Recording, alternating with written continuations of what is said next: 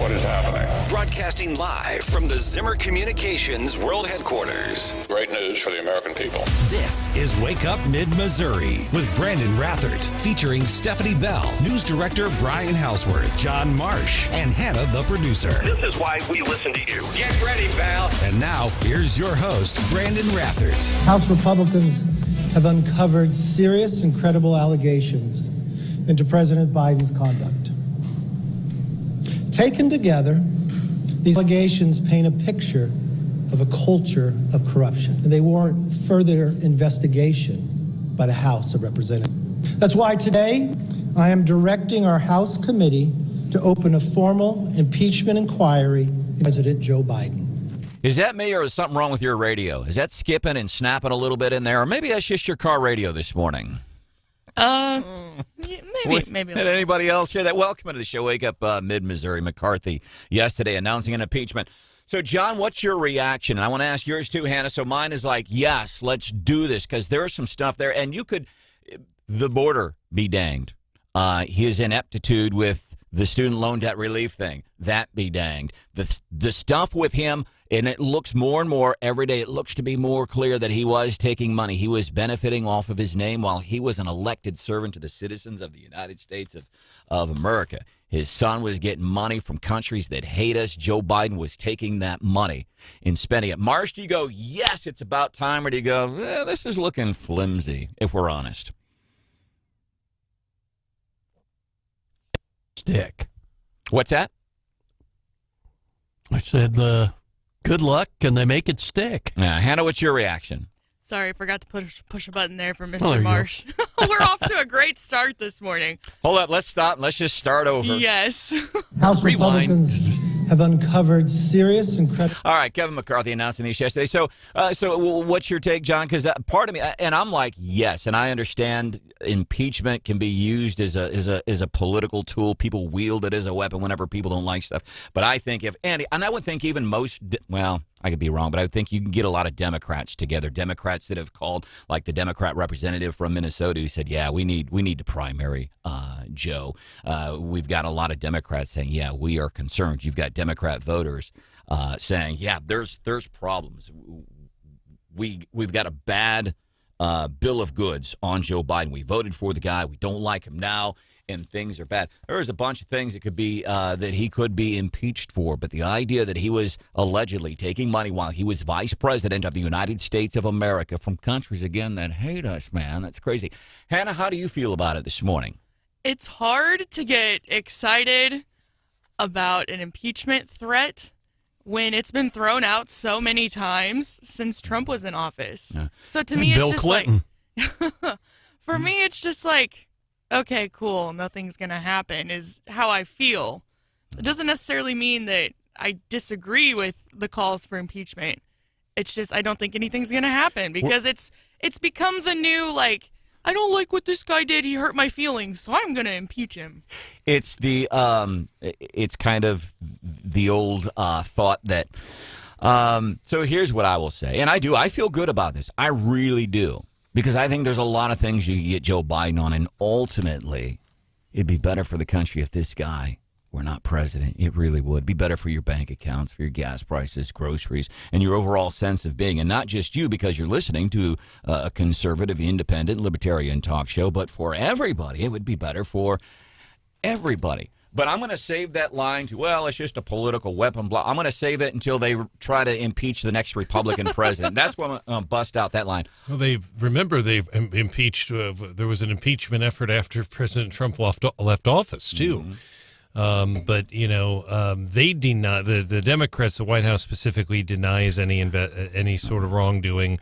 But what Congressman Alford said yesterday is exactly what the Republicans have said, and they need unredacted records, is what they've said. Congressman Alford on the show yesterday. If you didn't get a chance to hear that, please go to our website. It's 939theeagle.com or kwos.com. Congressman visited with us for a while. We talked about this very thing. Go to those websites. Please check out the podcast of that interview. So since we are fair and balanced here on the show, F&B, fair and balanced, let's hear from a Democrat, Senator Chuck Schumer. I think the impeachment inquiry is absurd. The American people want us to do something that will make their lives better. not go off on these chases and witch hunts. Two things. What will make our lives better is if Joe is not president. And the other thing, we have an appreciation for people that don't backtrack or change their mind on issues. You don't backtrack, you evolve. Schumer has evolved on his thoughts on impeachment over the years. We've made good progress in our efforts to determine the timing and structure of the impeachment trial of Donald J. Trump. So you're going after the Republican. I'm all about it. But now you're coming after one of mine. This is just silliness. This is nonsense.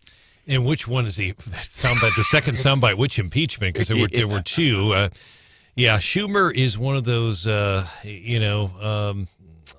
it is interesting, but yet he keeps getting reelected in New York. He's apparently popular in New York, but not with all the progressives either. That's the amazing thing. They view him as too maybe conciliatory towards Republicans, as to where a lot of our audience would view him as a far leftist, basically.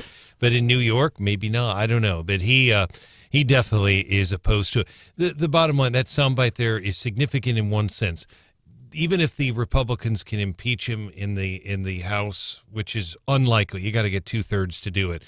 It's not going to go anywhere in the Senate. It's not. But it does provide a chance to have the hearings and specifically those records that Alford's talking about. Put it on the record. That's right. Put it on the record. Yes. Schumer, very popular in New York. You know what else is popular in New York? Rats. A lot of rats in New York. That's all I'm saying. John. Maybe they could go the route of Richard Nixon and try to file the articles of impeachment so force Joe Biden to resign. You think that'll happen? Well, that's the difference between that and in those days Howard Baker. Howard Baker was the one that went to President Nixon and Barry Goldwater too, and basically told him you don't have the support. It was a different era. I don't think we have the statesman like we used to in that sense. But something about Chuck Schumer on a lighter note, and I see him talk every night on TV. How for anyone out there listening, how is it possible those glasses stay on his nose? I've wondered that with you, Brandon, with your glasses, but especially Schumer. I just don't know how it's possible, but somehow he's able to do it. And I guess those are progressive lenses that he wears. Well, of course. What else would he wear? But no, because I wear progressives, and if I try to read like that, mine will fall off. But somehow his is able to stay on. That has always been amazing. I wear conservative glasses. That's why they stick. They're principled and they stick to what they say. Brandon, don't you wear the cheap ones from like Walmart? $16.99 readers, $16.99. These are the cheap. I think Chuck Schumer wears the rose-colored readers. But I've always been intrigued by that. But somehow they stay on. There's no doubt. Well, thank you, Brian. Yes, and yours stay on too. And you can watch our show. A couple of different venues where you can watch the show and watch the glasses stay on the forehead if you're, looking for something stupid this morning. Yeah, you can also watch Brandon sometimes reach for them on his forehead when they're not there. The YouTube channel, Wake Up in Missouri, and the Facebook page. I can't find my glasses, John, and I'm like doing the Macarena in here. Where's my glass? I can't find these. I like it when you've got the readers and the sunglasses on top of your head. So, New Mexico governor, she just rescinded a constitutional amendment in Albuquerque, which is just incredible. She's obviously, I don't need to tell you, she is a Democrat. She has rescinded the Second Amendment. What if you went and rescinded the 13th Amendment? What about the 19th Amendment? That's what she's done. She has rescinded a constitutional amendment, United States Constitution. What are you going to say? Hey, that amendment that abolished slavery? Let's rescind that. Obviously, it would never happen. She was on CNN yesterday. Do you think you're on solid constitutional ground here? Her answer. It's coming up at 6:35. Well, that'll go to the Court of Appeals of the U.S. Supreme Court. She has people in her own party going, dude or dudette, seriously? You're abolishing an amendment to the United States Constitution. You simply cannot do that, John. Yeah, they even had the sheriff of the county there pipe up and say, this is unconstitutional. I can't enforce this. And something else, that New Mexico is a state that, as recently as Ronald Reagan, I definitely remember, was considered a Republican stronghold.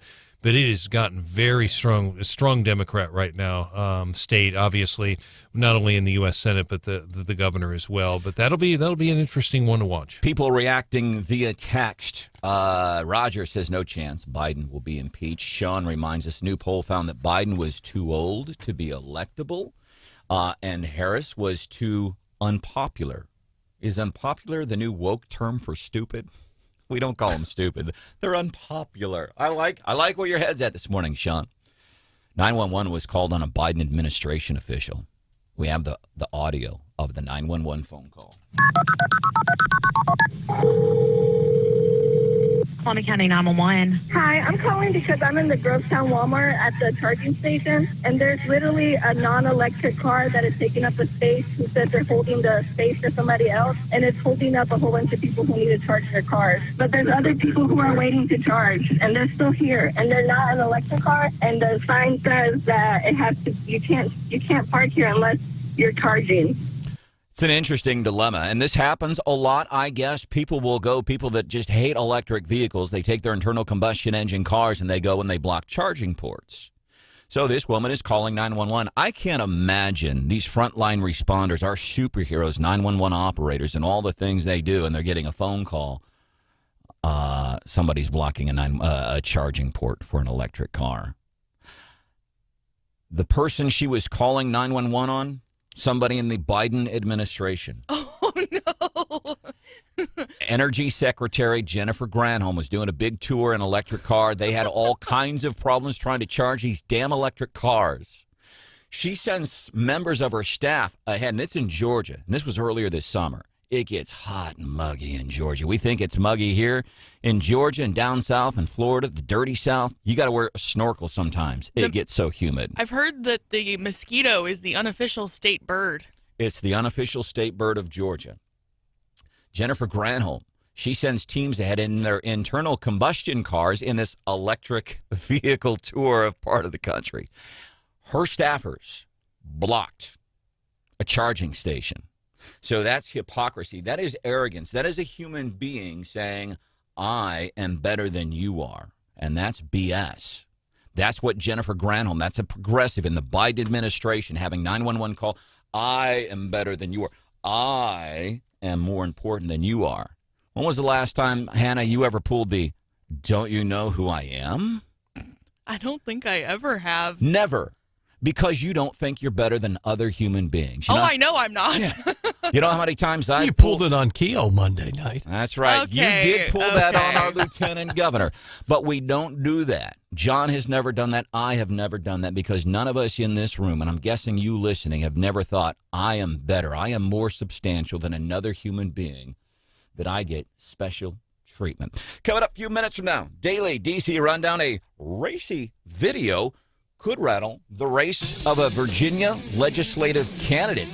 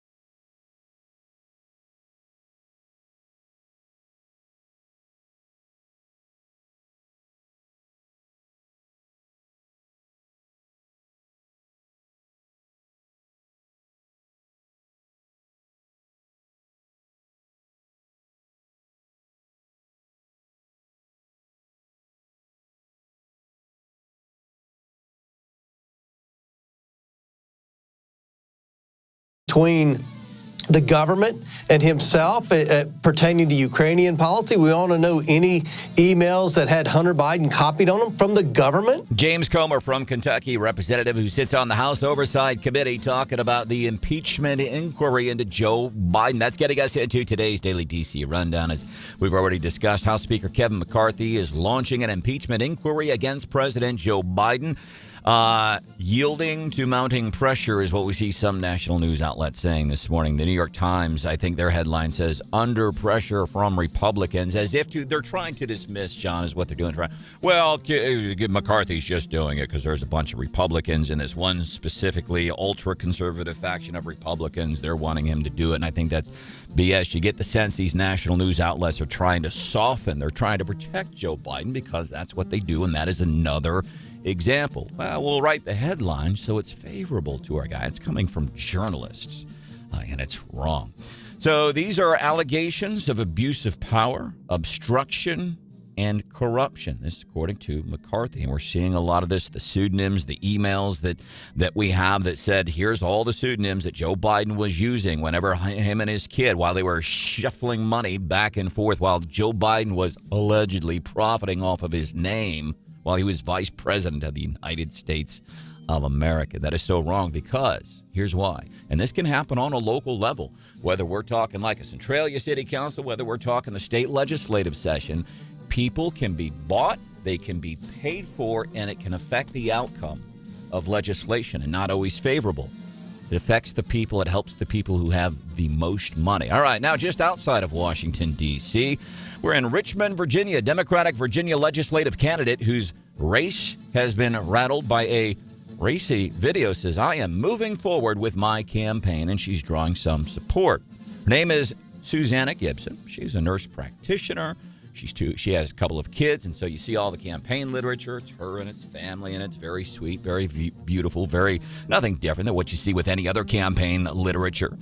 But new is video of her and her husband being intimate. They live stream themselves being intimate, and now that video has been leaked. On Monday, the Washington Post and the Associated Press reported that Gibson had live streamed videos on a website called Chatterbait. Now, this is a legal website where viewers can watch live webcam performances featuring nudity and intimacy and things like that. One of her supporters says anybody who looks at this video knows it's a hit job. Hit, H-I-T, hit job. Hit job. It's not a hit job. She's on video doing it. And you know what? I don't care. I really don't. I don't think. And I already know where you're going. Of course you don't care. No, I don't care. So what? Everybody engages in intimacy. As a matter of fact, for survival, it's part of the 4 Fs. You have 4 Fs. Fighting, feeding, fleeing, and mating. The 4 Fs. I didn't know where you were going with that. Those are the only 4 things we need in life. We need to feed, we need to fight, we need to flee, and we need to mate. It's the 4 Fs. It really doesn't bother me. If she can be an effective legislator, whatever. North Korean leader Kim Jong-un vowed support for Russia's sacred fight. That's a quote, by the way, sacred fight during a summer summit with President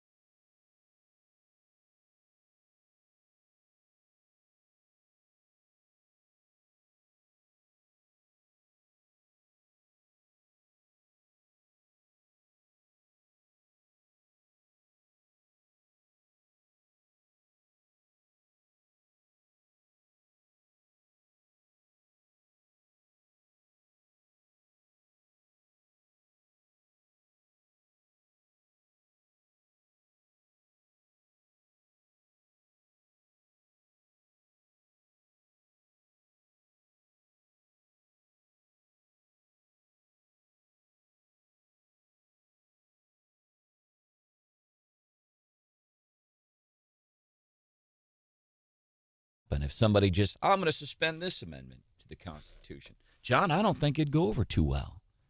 Probably not. Let's suspend the 19th Amendment. I'm not going to let producer Hannah vote anymore. How would you feel about that, Hannah, if I took away your constitutional right to vote? I mean, I wouldn't love it. Right. I'd be a little delicate, number one, because I can't vote. Number two, you just can't go and take away my constitutional rights. So how did Governor Grisham answer that question? Well, we're going to see. I mean, look, I wouldn't do it if I didn't think I had the right. I have the right. Where is the right? Where is the right? In the state of New Mexico. Public health, it's a suspension. It's not a ban. It's a suspension. It is a ban, isn't it? Unless I'm wrong, 874-9339, it is a ban. You're banning for 30 days. You're banning people from protecting your constitutional right. And these arguments that these people bring up, well, and she's doing this, some kids were shot. They have rampant gang problems. It's mostly illegal immigrants. They're in New Mexico. They have major problems with that. And she's talking about how unsafe it is. You are not safe going to work, getting your prescription drugs, or going to a public park.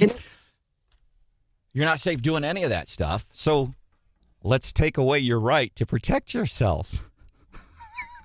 Because I'm going to guess these gang members ain't go, hey, man, we better quit robbing folks and doing these smash and grabs and things like that. You hear what the governor said, John? She said we can't carry guns around. So we're going to go ahead. We're going to pack up our guns for 30 days. I don't imagine the criminals are doing that. That's not. You think? Yeah, that's not how. She thinks that. This is a Democrat, a progressive Democrat, who honestly believes that. Now, think about that. And I don't care about your political affiliation right now, but if you stop and you close your eyes and do what I do, and I think really hard, Hannah, I put my hands over my forehead. I can see the steam rolling. I know, and I don't know why I do that. It's like when I hear something on the radio that John says in the news is really cool. What do? I look at the radio and turn it up, because if I look at my radio, I'm going to hear it better. Close your eyes. You put your hands over your head and think about this. They have a problem with guns. And this progressive Democrat, and this is what these people think. So let's take away law-abiding citizens. Let's take away their right to protect themselves with something that is ingrained in the United States Constitution. They lack critical thinking skills. The Bernalillo County Sheriff, his name is John Allen. Here's how he's reacting. The Bernalillo County Sheriff's Office will not enforce this segment of the order. Amen, brother. We're not going to do it.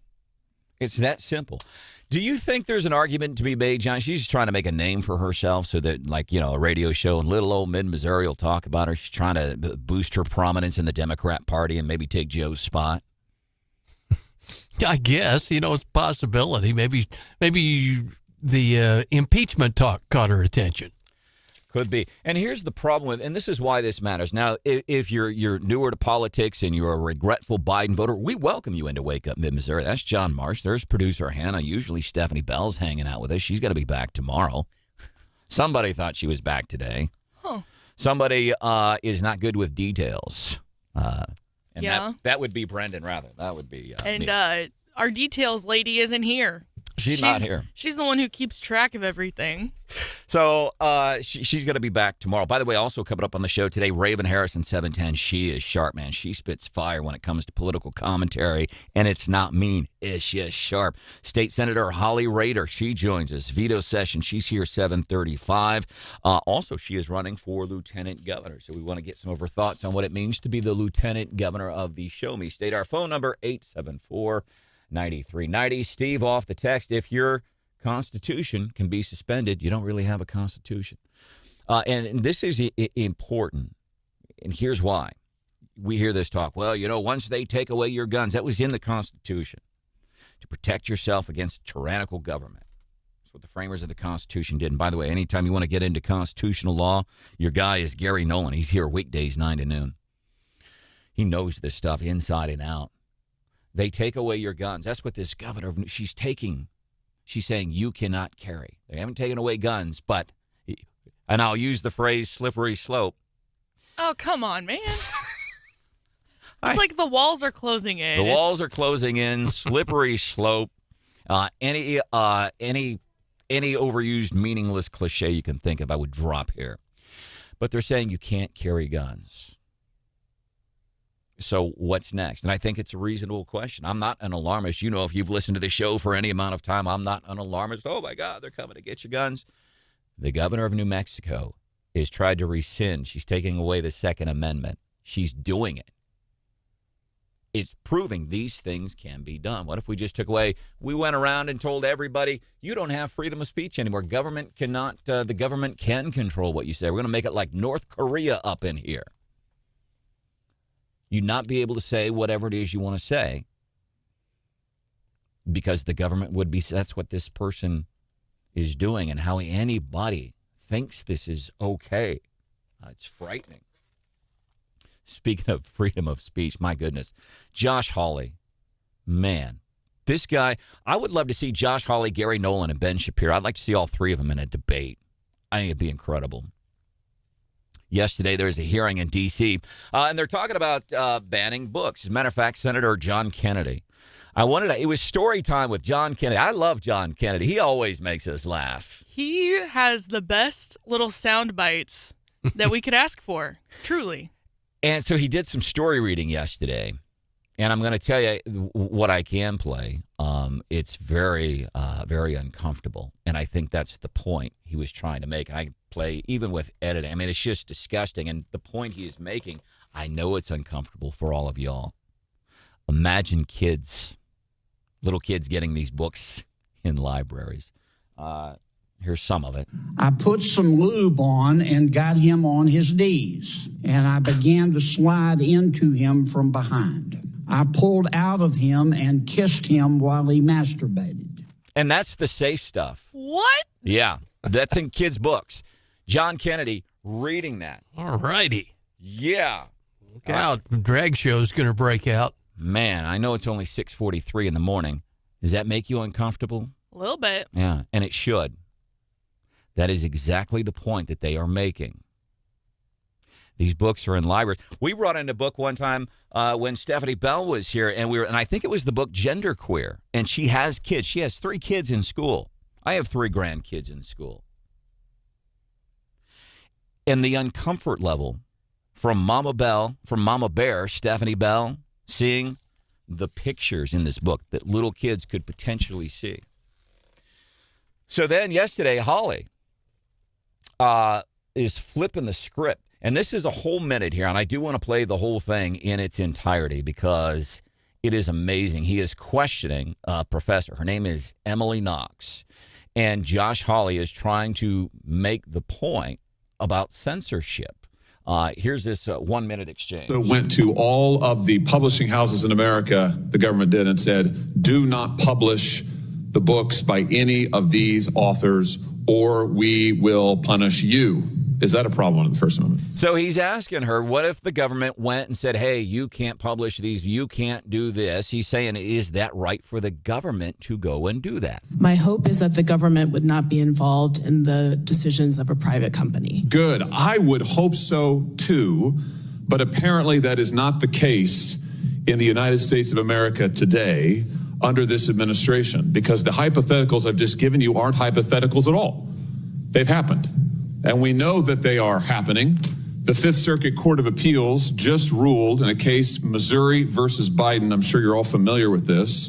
It's going to go down, I think, as a landmark case in the worst possible way in First Amendment law, because what the Court of Appeals found is that the White House, not just the federal government, but the White House actively coerced every major social media platform in America. Let me say that again. Every major social media platform in America to ban speech that the White House did not like. Points Josh Hawley. Wow. So here he's talking to somebody, and this professor is saying, yeah, I think it's unconstitutional to go and ban books for the government to go and do and ban private companies from doing stuff. And Josh Hawley says, I'm glad you agree, because look at this. This is what the White House has been doing. As a matter of fact, I visited yesterday, sat in the office with Attorney General Andrew Bailey and some of his staffers, and this is something we talked about a little bit. His tweet yesterday, 2 federal courts have ruled in our First Amendment case, Missouri versus Biden, that Joe Biden and his cronies violated Americans' rights to free speech. If that's not an impeachable offense, I don't know what is. So we go back to Joe Biden and this impeachment inquiry announcement from House Speaker Kevin McCarthy yesterday. There's a whole bunch. Listen, even Joe Biden taking money from other countries, from countries that hate us, using his son and taking that money. That's despicable. But you see these two examples of what progressives and Democrats are doing. You've got a governor in New Mexico who's she's suspended the Second Amendment. Ingrained in the Constitution, she's taken that away. You've got another Democrat in Joe Biden that was clamping down, a government official clamping down on the rights to freedom of speech of Americans. Please share these stories with your progressive Democrat friends when you get into work this morning. Coming up a few minutes from now here on the show, what happens when a prominent member of the House of Representatives pulls the old, don't you know who I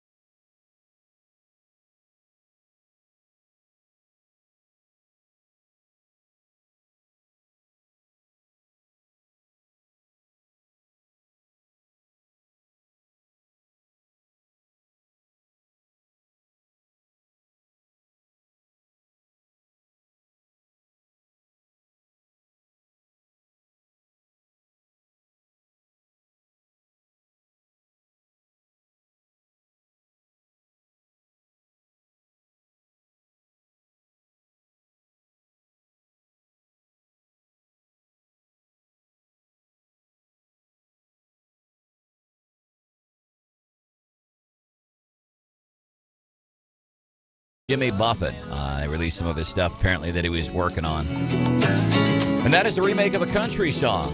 Won't you love me like my dog does, baby? It's pretty brilliant. New stuff from Jimmy Buffett. I don't know if anybody caught this last week. Jefferson City News Tribune, Jim Dyke. What a great cartoonist he is, John. The guy is smooth. He does a good job. Does a good job. There was, I can't remember which day it was, but last week in the Jefferson City News Tribune had a cartoon, and it's heaven. There's a dude up there. He's got angel wings, and he's looking at a cheeseburger, and the caption is, "Welcome to Paradise." There you go. Jimmy Buffett, 1946, 2023. Jim Dyke. And he's got a pretty, you've been into his art gallery. That's a pretty impressive place, too.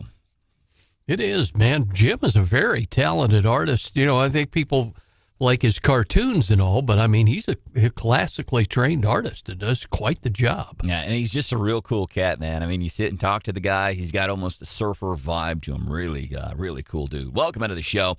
Wake Up Mid-Missouri. So, you know, we're big fans of the Don't You Know Who I Am? I shouldn't say we're big fans of that. We are big fans of stories when people try to pull the old Don't You Know Who I... Maybe one time in life that I ever tried, and that was, gosh, that was 20, almost 30 years ago, got pulled over by a state trooper in Idaho, Perrine Bridge, crossing the Snake River Canyon. Trooper pulls me over for speed, and he's writing the ticket, and he's got the hat, and he's got those big old shades on and everything. And it was an officer that I'd worked with on several occasions. He'd come to the radio station, record PSAs, and eventually I said, yeah, you know, we actually know each other. You come in and I handle recording your PSAs. And with his sunglasses and that big old state trooper hat and his pad and paper, he keeps writing and says, here's your ticket. So that's about the only time. And I never do it because it's just rude. It's like, didn't work. I've always been terrified of, like, what if you try to pull that card and they still have no idea and then you just look stupid? Another time. Also in Idaho, there's a dude in town who, he was our direct competition. I was doing top 40 and he was doing top 40. His name was Cruiser, Kurt Cruiser. And Kurt was spelled with a K and Cruiser was spelled with a K because that's what you did in the 90s. And this guy was arrogant and he had some talent to back it up. To quote Kid Rock, you ain't bragging if you can back it up. This guy had some talent. But his ego outweighed his talent. And he was going to a bar one night called Hot Rocks. And we heard this story from some bouncers at a bar called Hot Rocks. They relayed this story to us. He goes in. They said it's $5. That's the cover. And Kurt Cruiser said, "Don't you know who I am?" And the bouncer said, "No, I don't." He says, "Well, I'm Kurt Cruiser from 99.9 The Buzz." And the guy said, "Kurt Cruiser from 99.9 The Buzz. It's nice to meet you. That's $5. So, for $5, he was trying to do that? $5. And that tells me a lot about you as a human being. It's like Energy Secretary Jennifer Granholm, in effect, doing that. I don't know if you heard, but she got 911 called on her because she's doing this big electric vehicle car tour. And they had, by the way, the tour did not go well, according to PBS. But anyhow, she's going to charge her car, and she can't get there in time. So she has her staffers with internal combustion engines go and block charging ports. Because, you know, don't you know who I am? I work for Joe Biden. I'm the energy secretary. I, as a human being, I am more important than you. I have more worth than you. That's what she is saying. And we don't behave like that. At least us decent people don't behave like that. Representative Lauren Boebert, she got kicked out of a performance of Beetlejuice. What? Yep. Apparently she's in this performance vaping. And staff came over and like, hey, you can't do that. You know, it's a musical here. You can't be vaping inside. This is according to the Denver Post. And then Lauren Boebert said, "But wait, don't you know who I am?" Oh, that's so... I'm embarrassed for her. Yeah. Oh, for the love of God, please don't do that. She was accused of vaping during the performance. They escorted her out because people were making complaints saying she was being loud and she was taking photos on her phone. An usher claimed in an incident report that Boebert and her companion refused to leave after being confronted about their behavior. Boebert also allegedly made such comments as, "Don't you know who I am?" and I'm on the board. I will be contacting the mayor. I always love that one. I'm calling City Hall. I'm good friends with the police chief's best friend's second wife. I'm calling. I'm getting some stuff done. Lauren Boebert. Don't do that. Coming up, Raven Harrison. Her thoughts. Impeachment. An impeachment inquiry announced by House Speaker Kevin McCarthy yesterday. Do you feel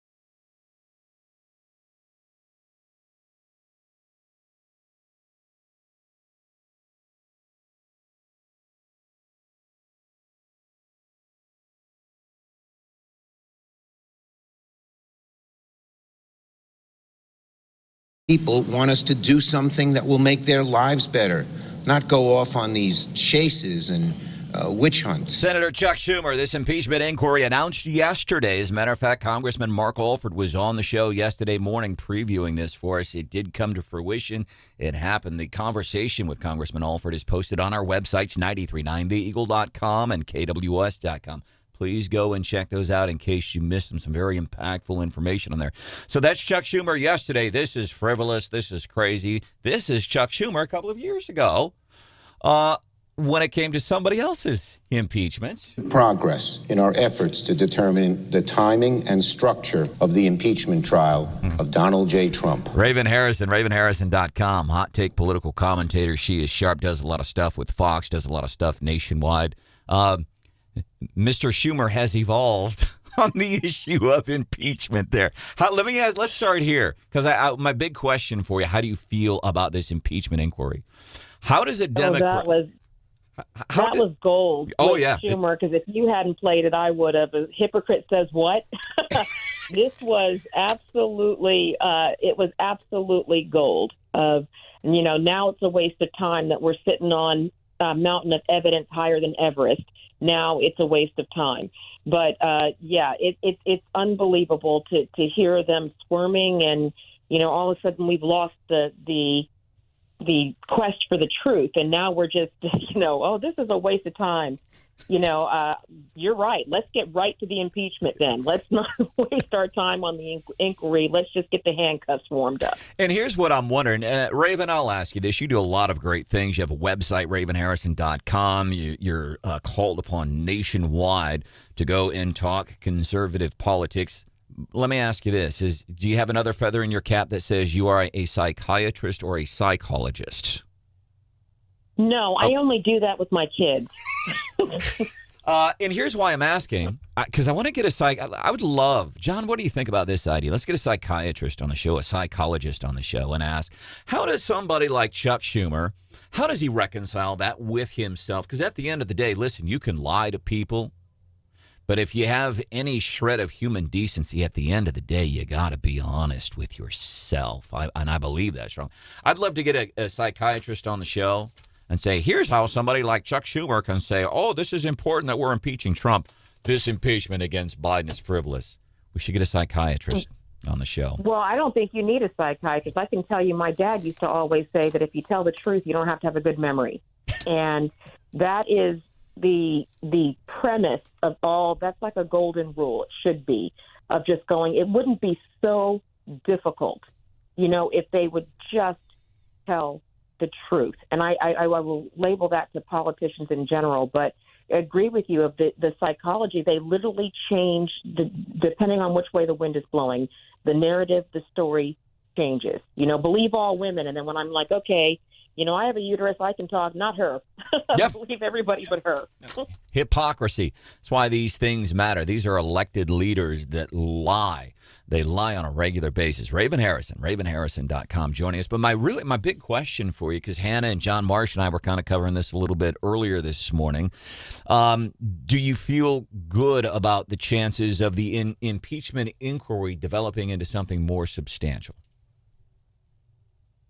For Ken Paxton, are you talking about Ken Paxton? No, not the Attorney General in Texas, not that impeachment. No, okay. I just wanted to make sure Yeah. we were talking about, we got a lot of drama across the country right now. But yes, I do feel very good because we are keeping the pressure. I don't feel good about it if we were leaving it up to these committees, because they will have endless investigations, hearings.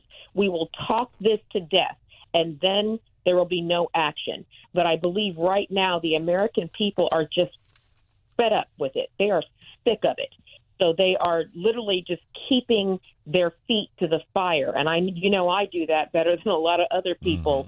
Let's keep the pressure on. Justice dies in the dark. So we got to keep our floodlights on it. You got to keep the light on these and the heat on these politicians, because their memory is as short as the election cycle.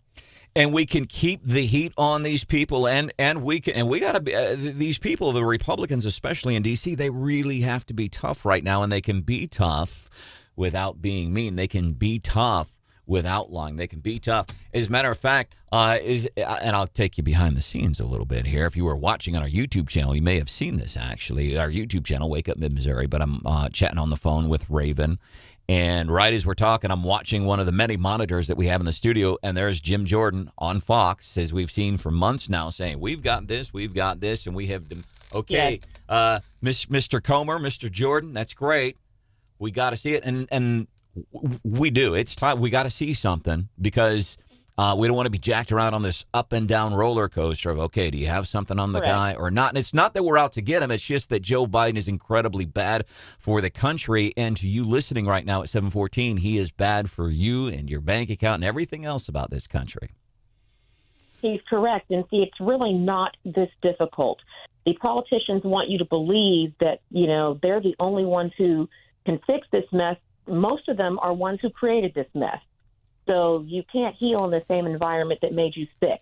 The end of the day is the American people, we've taken that for a long time of going, okay, we are investing, we are working. That is Latin for we are not going to do anything. We're going to stretch this out. We're going to come back during the campaign season, ask for money, and tell you that this time we're really, really, really, really, really going to fix it. So what we have to do now is go, that's fantastic, but we have to do action. If you just follow the law, if you just do your job, it's not that difficult. It really and truly is not. A balanced budget is something every household has to do. So why Congress has not passed a balanced budget since the 90s? Good question. So let's not make things, I think people are more concerned with keeping their job than they are with doing their job. And that's where it's been able to coast for decades, but now we're at a critical break point where we have got to get some actions. People have to see that there's a consequence to breaking the law, and that's where we are right now, is we're just all over the map. We're attacking political opponents. Inflation is sky high. We got the border wide open, and we're going to have an investigation and a hearing. Can you just give me a freaking break? Raven Harrison this morning on Wake Up Mid-Missouri asking for a freaking break here on the show. Raven, we had Missouri Congressman Blaine Luetkemeyer on with us recently, who said he'd even talked to some of his Democratic colleagues in D.C. and said that Joe Biden will not be running for president when we swing around to next year and all. Your take on that? Do you think his ego would allow him not to run? I don't think just Joe Biden is running anywhere, period. But what I will say is I believe this was always the strategy. I believe that they know, and they have known, that Joe Biden is too old. He is in mental decline. Whatever is wrong with him, it is accelerating. Everybody can see it, and it is not possible to hide it. I believe the strategy is that they are going to pin everything that they have wanted to do that they know is bad for the country. So they're going to let him take the fall. They're going to pin everything. They want to push all these green initiatives, all these policies, spend money, trillions of dollars, keep the border open, everything they've ever wanted to do. And then at the last minute, they're going to go, oh, yep, this is all Biden's fault. He's too old. Let's put in this other blameless Democrat who is going to, wink, wink, really make it better this time. So I think that is the strategy right now, is they are going to try to pin everything on Joe Biden, use him as the official scapegoat, and then flip somebody else in that they think that they can get in without the usual scrutiny, because Joe Biden will have taken the fall for it. All right, let's go from Washington, D.C. We'll hop 3.5 hour flight and fly down to the southern border of Texas, where illegal immigration is causing massive problems, and not just in southwest border states. This is New York City Mayor, New York City, a sanctuary city, New York City Mayor Eric Adams. I don't see an ending to this. This issue will destroy New York City. We had a $12 billion deficit that we're going to have to cut. Every service in this city is going to be impacted. It's going to come to your neighborhoods. So that's a progressive mayor in a progressive city, New York City, sanctuary city, saying this is killing us. What is happening in Massachusetts? The governor there is trying to declare a state of emergency because of the influx of illegal immigrants that Biden can't control. The mayor of Chicago is putting illegal immigrants out in tents. People there are saying, hey, What about us Chicago, U.S. residents that need housing, that need help? Your home state is Texas. What's happening with illegal immigration in Texas? It is as bad as it ever has been. You know, while we have been distracted with all the billions of dollars that the Biden administration keeps continuing to send to Ukraine, we are getting overrun. We had 215,000 illegal border crossings in August of this year. So that's to join their 9 million compadres that have been let in here by this Biden administration, and we are literally busting at the seams. So for Mayor Adams to now, cry foul, this was in 2017 that he accused, all of Republicans of being xenophobe, racist, whatever, for not welcoming these people. The first bus, and I remember the first bus that came to New York, they had a welcome party. They were shaking their hands. Yeah. They were giving them flags. Welcome to America, and making their nice political debut. And now the reality has set in is when you're not printing money, that this is not how it's where it's not humane or compassionate or humanitarian to encourage people to come here, break our laws, make a dangerous journey, possibly die in the river to come here and need food, housing, resources. They don't speak the language. And people, but they're just dreaming about what we don't know in 163 languages. So what it is now is seeing them crumble, but we're now all feeling it. We are all feeling it. They've gotten a smidgen of the influx that they have encouraged and sent through our southern border. Texas feels it hardest and most. So that's where we are right now, just knowing we are busting at the seams. We don't have the money and resources to do this with sky-high inflation. No jobs, and then they're talking about locking us down again for another round. The smart virus that only seems to come around during an election year. Yep. And then they're in effect, and then you got the other progressive in New Mexico who's suspending the Second Amendment in effect for people in Albuquerque. These things are crazy. Raven Harrison, RavenHarrison.com. We can't wait to catch up with you next week, and we'll look forward. We know you're working on coming to Missouri, and we'll look forward to seeing you here soon. Looking forward to it. All right, Raven Harrison, RavenHarrison.com. Coming up 5 minutes from now, what's hot with Hannah this morning? We've got more wild fast food news. That's coming up.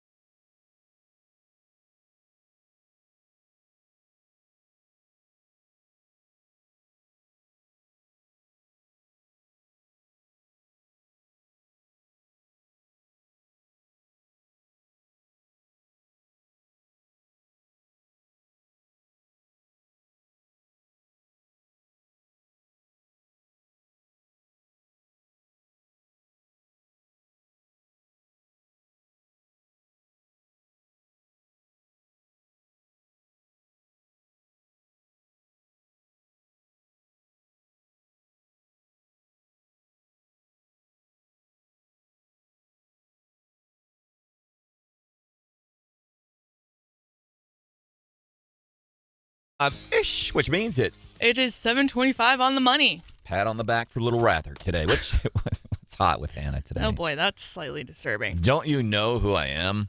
A couple of stories this morning. Lauren Boebert out of Colorado, apparently got kicked out of a musical, Beetlejuice, because she was vaping, and they come to remove her, and she pulled the old, don't you know who I am?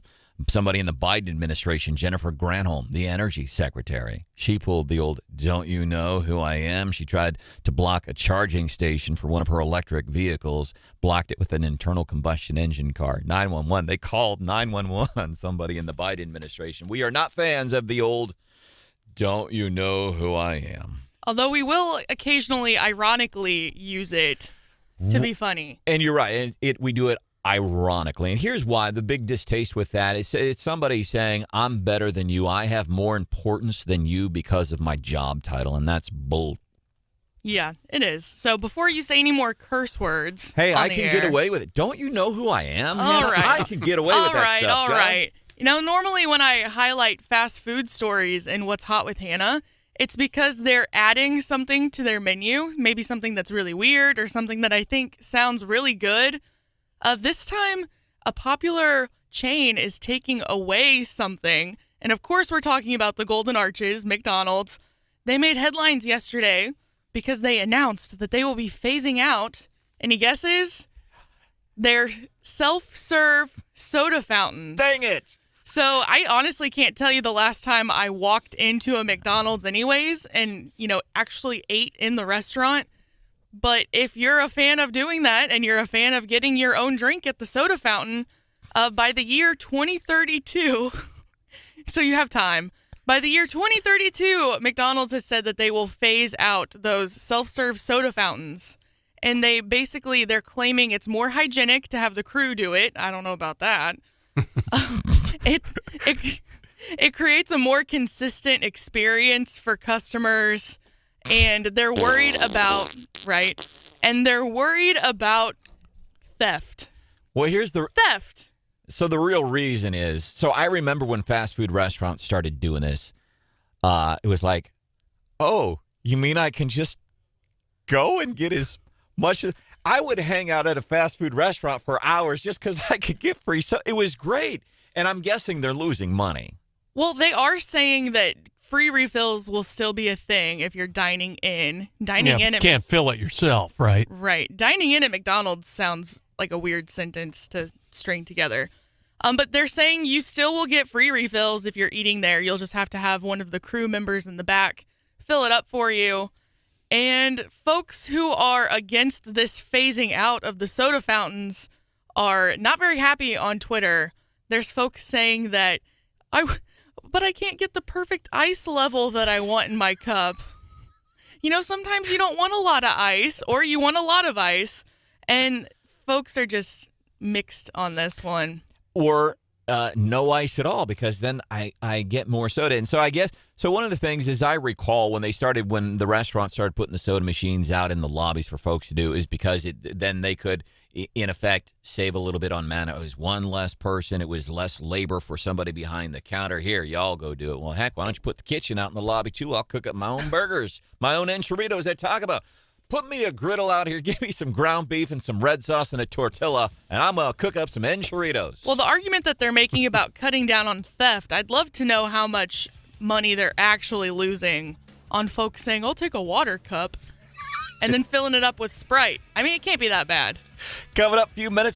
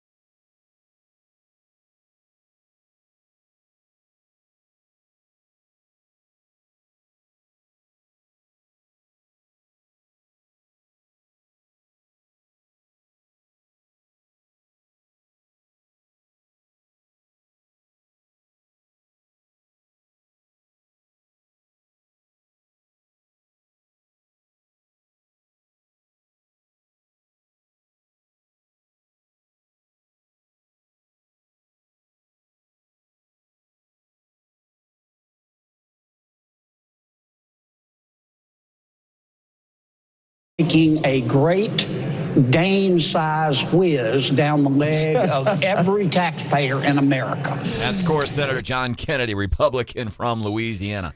Love it just about every time that guy talking about federal government and spending. One of the big things they're going to be covering here as they're back in session is, listen, man, you got to care, do something differently. Raven Harrison, who was on the show a bit ago, she even said, she's like, why? I can balance a budget. Producer Hannah, recent-ish college grad, you budget your finances, don't you? I try to. Well, you're a 23-year-old adult, and she can do it. She only 23. Only 20. By the way, the other voice you're hearing this morning, State Senator Holly Rehder, is joining us on the show. You can balance your budget? Yes, I absolutely do. And y'all can balance the state budget? Yes. John Marsh we must. is here. You balance your budget, bud? Oh, you bet. Yeah, I balanced mine. Why can't Congress do it? Great question. Welcome into the show. This is Wake Up Mid-Missouri. I'm Branden Rathert. Brian Hausworth is here, too. Want to bring in State Senator Holly Rehder. And I want to ask you something. And this, I don't mean to start off with light stuff. I would rather get right down to business and talk about the veto session, but it doesn't sound like there's going to be a whole lot of stuff there. And I'm serious about this. I'm not trying to be funny. So I've always known you as Holly Rehder and then Holly Thompson Rehder and the thing with the three names. What's the proper way that I am to address you? Holly. Thank you. I was hanging out with Attorney General Andrew Bailey yesterday. I'm chatting with some of his staffers and his chief of staff, and we're just sitting around. It's kind of BS, and we're talking about Missouri versus Biden, that freedom of speech case as it relates to social media. And I relayed the story about Governor Mike Parson. When he became governor, his first in-studio radio interview was right here on Wake Up Mid-Missouri. Now, I had known Mr. Parson when he was a candidate for lieutenant governor, which you are now running for. We'll talk about that. So I just always knew him as Mike. He had no title. I had known him for a long time as Mike. So he came in here as governor, and I'm like, hey, congratulations. You are now the governor of Missouri, and is it cool if I just call you Mike? And here's what Governor Parson said to me that morning. He said, I do prefer that you call me governor. And here's why. He said, because I have a lot of respect for this office and I have a lot of respect for my constituents here in Missouri. And I like that answer because several years earlier when I was in Florida, there was a gentleman by the name of Rick. And Rick was in the medical industry, and this dude, Rick, decided, you know what? I want to run for governor of Florida. Had never been elected to office. And, of course, you know the story, Rick Scott became governor. Well, again, I had always known him as Rick. He comes in on the show after he's elected as governor, and I asked him, so would you prefer that I call you Governor Scott? What do you prefer? And he said, I prefer that you call me Rick. Wow. Yeah. So two different stories, but both, I enjoyed them both. So Holly is what we will call you. What can we expect, Holly? Senator, what can we expect veto session today? Do you know anything on the Senate side that's going to be big? What are you hearing from the House side? Just the little bit of chatter that I've heard from the House side is that they do intend to do some veto overrides.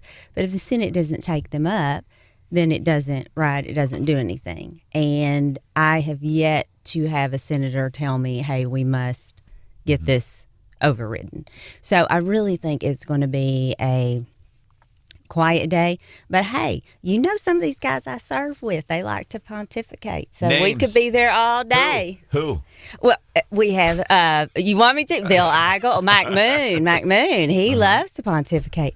So, we could be there until the cows come home.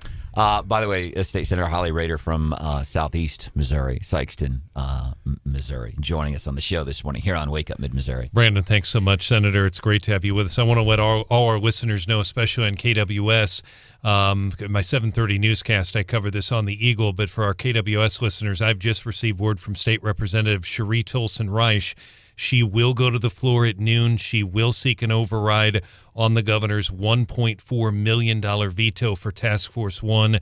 She's not happy with her own Republican governor about that. She's going to give a speech.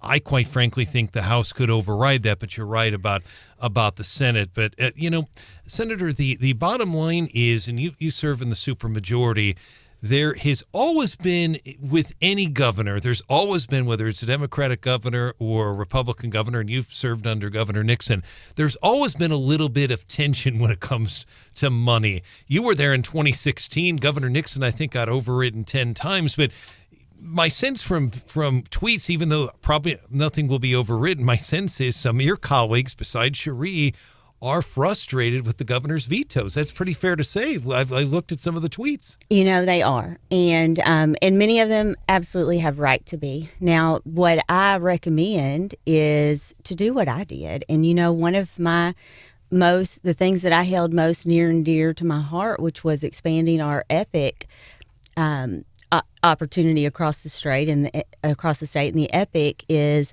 that is where it's a recovery program where we have peer supporters go and meet someone at the emergency room when they show up there from an overdose or needing to be in treatment, and they walk with that person and make sure that they get to all of the community type things that they need to get plugged into to help them in their recovery. And everyone knows how I work with substance abuse issues and how much I want to be supportive of our families who are struggling with this.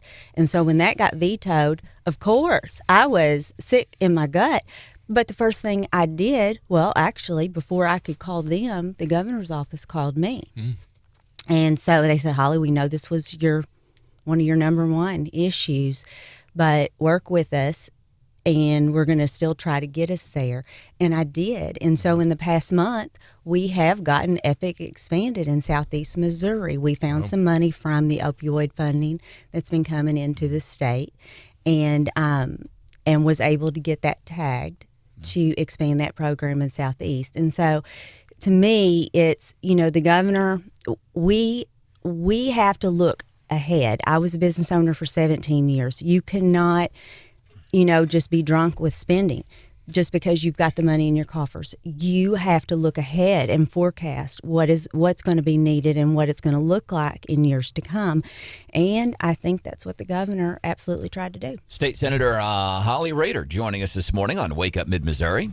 Senator, when we've talked to you recently in the past session and all, you were so involved with the gender issues and your Saving Women's Sports Act and all. When you come back for the regular session in January, do you see any more of these issues coming back to the forefront? I don't. I really don't.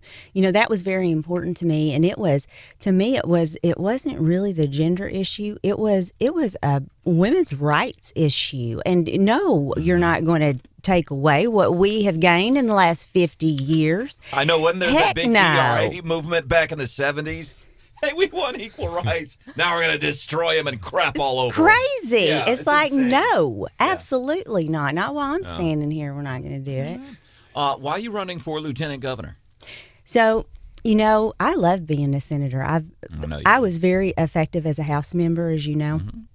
Being in the Senate. Except for the prescription drug monitoring program, which you and I disagree on. Which was so needed. 9 years to get it passed. I've been so successful as a senator because you just have so much more ability. It's like warp speed, being able to get stuff done. If you're a serious policymaker, and that's what I am. I'm not there to warm a seat. I'm not there, to fly a bunch of banners and talk crap. I get stuff done. And so when Lieutenant Governor Mike Kehoe decided he was going to run for governor, I had to really look at this and say, okay, where can I make the biggest difference? In lieutenant governor or running again for Senate?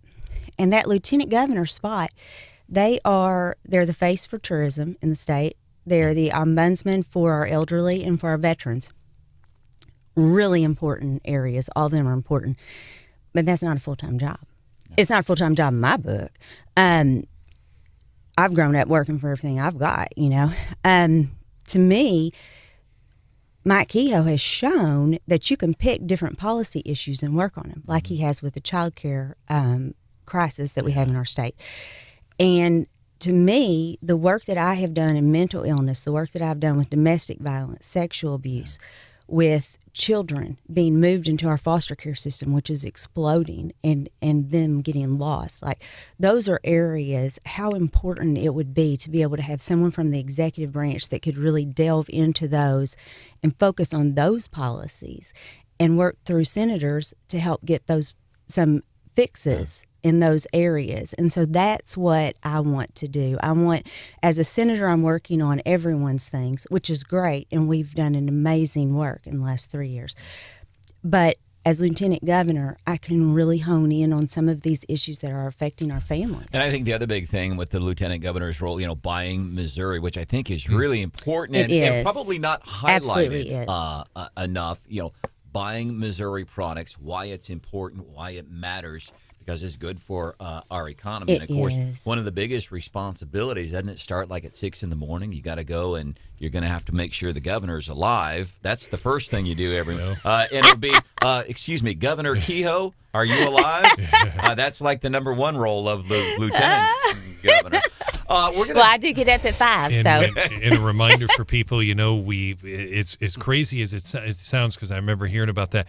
It actually happened in 2000, the plane crash where the lieutenant governor from Columbia, Roger Wilson, he was governor for like 60 days. So it's happened before. It's the only time I believe it happened in state history. So coming up, we're going to take a break real quick. We want to make way because John Marsh is going to be doing, and that would be all except for this. And then if you want to hang out for just a few more minutes until 8 o'clock, all right, we'll do that. Get some more thoughts on what you think is happening around the state. And, of course, that would be all except for this. I want to try to send you into work with a little bit of a laugh this morning. What do you have for us, John? Making real money as a tutor. 5 minutes from now. That would be all.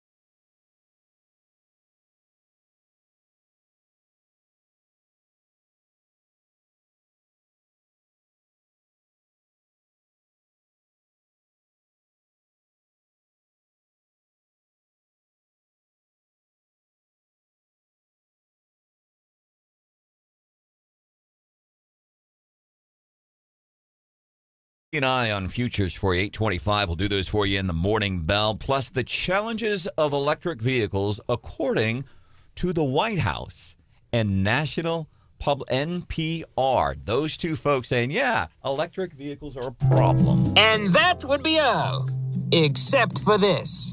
You might remember Stephanie Motto we talked about a while back. She was the woman, what should we call her, influencer who sold her jarred flatulence for $1,000 a can.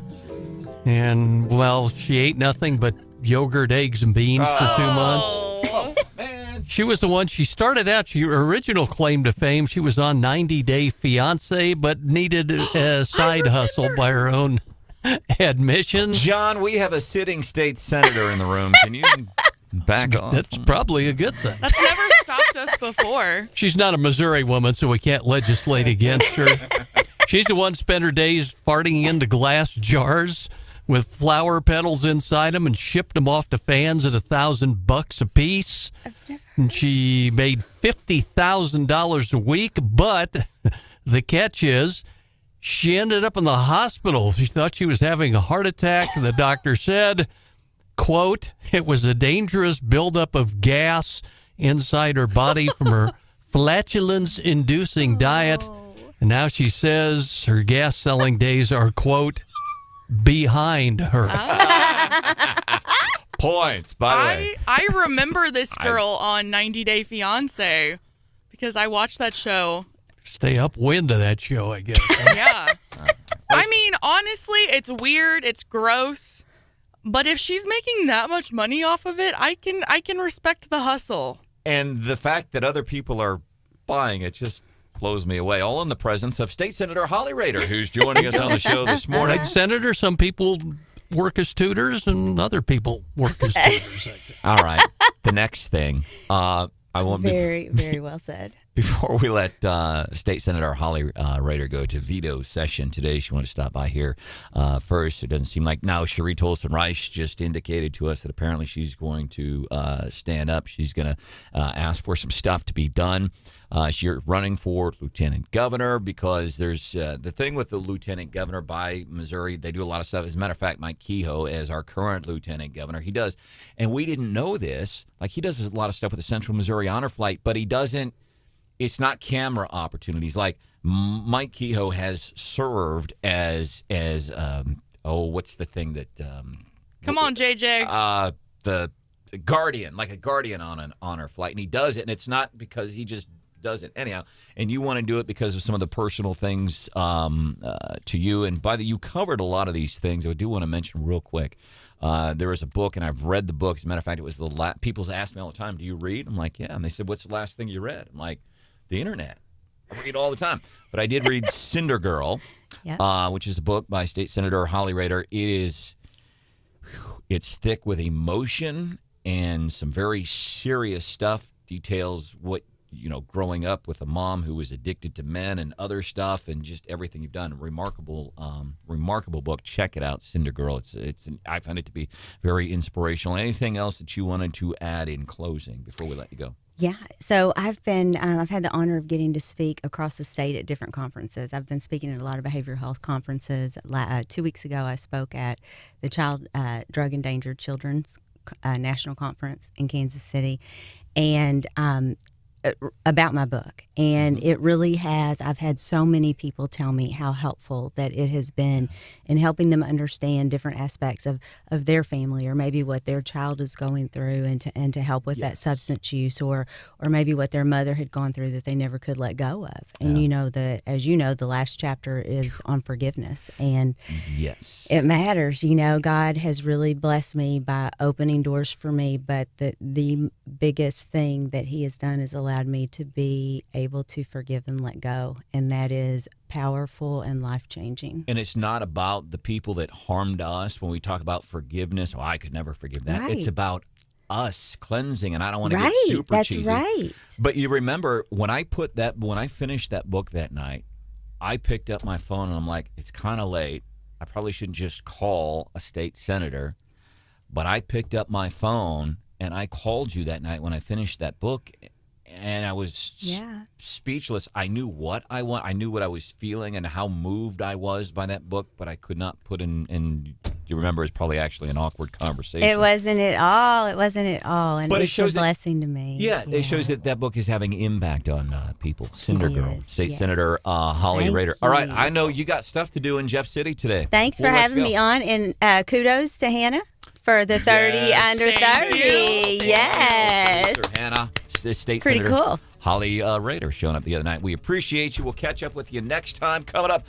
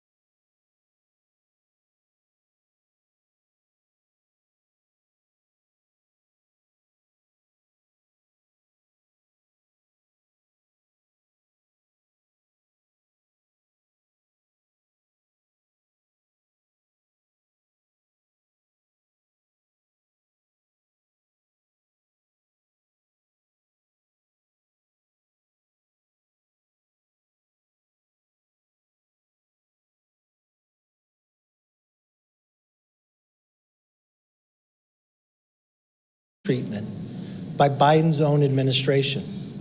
Treatment that not otherwise would have received if they were not related to the president. House Speaker Kevin McCarthy yesterday saying, listen, we are going to do an impeachment inquiry hearing into the president of the United States of America. And it would seem like, John, you could take your pick. He has the ineptness at the border and how it's putting Americans at danger. New York City Mayor Eric Adams is saying this is going to ruin the city. The mayor in Chicago says we have to put folks up, these illegal immigrants up in tents. And people in Chicago are saying, well, hey, what about us folks? What about us citizens of the United States? What about us citizens of Chicago? What are you doing to help us? These people going out of their way to help illegal immigrants whose very first act coming into the country is breaking the law. Got to be frustrating for these folks. So there's a whole bunch of things that you could go after Biden for. And what was the big thing? Remember whenever their Trump derangement syndrome got to be unbearable and nobody was calling the 800-662-4357 number, 800-662-HELP. Remember everyone, the 25th Amendment on Trump because he's crazy. What about Joe? What about 25th Amendment talk about him? How do you feel about this? I feel like, hey, it's a good start. Unfortunately, we've had people like Jordan and Comer getting onto Fox almost on a weekly basis. As a matter of fact, it was happening when Raven Harrison was on our show earlier this morning. We're like, okay, Jordan and Comer keep going on to Fox. We got stuff. And there's been a trickle of some stuff. Here's why I feel good about this. This will allow the general public to see more. And I hope, progressives and Democrats will pay attention. See, there's stuff there. How do you feel overall, Hannah, about the impeachment thing? Do you feel like it's just folks talking and making news headlines, or do you think it's substantial? I think it's just people talking and trying to make headlines. But you hope you're wrong? I do hope I'm wrong, yeah. Marsh, your take?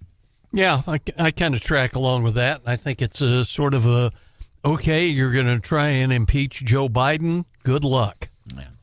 Halsworth is joining us too. Traffic, any traffic notes you've been watching for us? The one thing about yesterday that was a concern for all of mid-Missouri, we saw an overpass hit at the 121-mile marker, and that's the second time in 2 years, and that is just... Are these truckers putting too much air in their tires? Isn't there a set standard about, like, hey, the overpasses are this tall, semis are this tall? What happens in that situation? I don't know right now, but I know there was a partial collapse.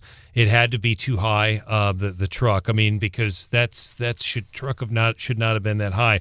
They had 6 to 10 foot section of concrete that blocked the interstate. But Branden, you'll remember it was 2 years ago, 2021. I went out there. It was the Sorrells overpass. And really, that was a mess. Oh my God! It was just that traffic was worse. It took me, and it lasted for weeks. I remember Mike Ferguson was still here and trying to get to that for their press conference. It was very hard to do. But that's the second time, and that was a dump truck that hit this one. But MoDOT's definitely going to have to get out and look at that bridge again. But as far as any other traffic, no, I do think that interview with Holly Rehder, though, was very interesting. So we'll keep an eye on the veto. What did you find interesting about it? I think she is spot on in that you're going to see some floor speeches. I wasn't aware of who. I figured Bill Eigel. I was not aware of Moon. I do believe Senator Moon. I do believe Senator Schroer will speak as well. But and I do think Representative Reich will probably be successful about the Task Force 1 in the House. But it sounds to me, I think what's interesting to me is what Senator Rehder is saying, that probably not going to see something in the Senate.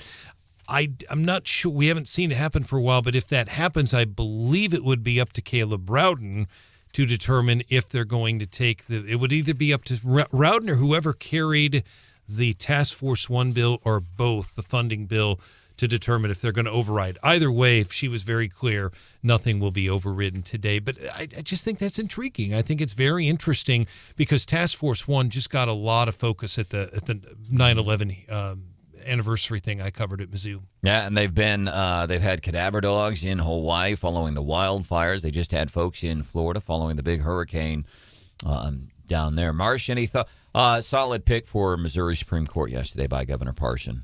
Well, the justice who was picked has sort of a a connection to Mid-Missouri. I mean, she's a former judge and one of the circuit judges in Montgomery County. Before that, I think she was the prosecutor. Yeah, 1999 to 2006, and prosecuted some heinous cases. Well-known, someone who is, just been on the bench for a 52-year-old person to be on the bench that long. That's pretty impressive. So, she can serve till she's 70. Yeah, and I wonder, so in Missouri, Supreme Court justices, you got to bail out at the age of 70. And I'm wondering, I know people get skittish, they're very passionate, whatever their take is on when we talk about term limits for elected officials or even appointed officials. Now, you're an appointed official. That's different than being elected. Mm-hmm. But in effect, it's a term limit, in effect, if you will, to say you got to clock out, man. When the clock hits 70, you got to punch that card and check out. And I wonder, is that something we should look at the United States Supreme Court? Well, that won't, Brandon. I don't expect that to go anywhere. It's a great question. I've not, but neither party's going to push for that because they both have people that would, have to go off the court.